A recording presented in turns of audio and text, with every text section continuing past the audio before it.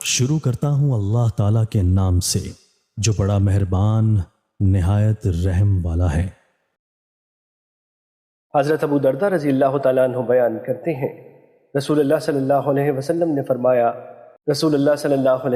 نے فرمایا مسلمان شخص کی اپنے مسلمان بھائی کے لیے وہ دعا قبول ہوتی ہے جو اس کی غیر موجودگی میں کی جاتی ہے، اور دعا کرنے والے کے پاس ایک فرشتہ مامور ہوتا ہے۔ جب وہ اپنے بھائی کے لیے دعائے خیر کرتا ہے تو وہ مامور فرشتہ آمین کہتا ہے اور کہتا ہے اسی مثل تمہارے لیے بھی ہو۔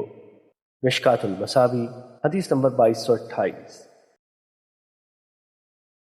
حضرت ابن مسعود رضی اللہ تعالیٰ عنہ بیان کرتے ہیں، رسول اللہ صلی اللہ علیہ وسلم نے فرمایا اللہ سے اس کا فضل طلب کیا کرو، کیونکہ اللہ پسند کرتا ہے کہ اس سے سوال کیا جائے، اور کشائش و خوشحالی کا انتظار افضل عبادت ہے۔ مشکوٰۃ المصابیح حدیث نمبر 2237۔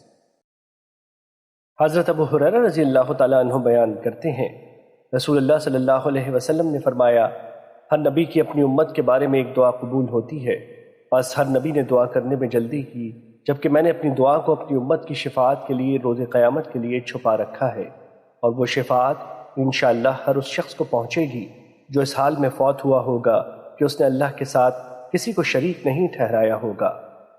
مشکوٰۃ المصابیح حدیث نمبر 2223۔ حضرت ابو ہریرہ رضی اللہ تعالیٰ عنہ بیان کرتے ہیں، رسول اللہ صلی اللہ علیہ وسلم نے فرمایا جس شخص کو پسند ہو کہ مشکلات و مصائب کے وقت اللہ تعالیٰ اس کی دعا قبول فرمائے تو پھر اسے چاہیے کہ وہ خوشحالی میں کثرت سے دعائیں کرے۔ مشکوٰۃ المصابیح حدیث نمبر 2240۔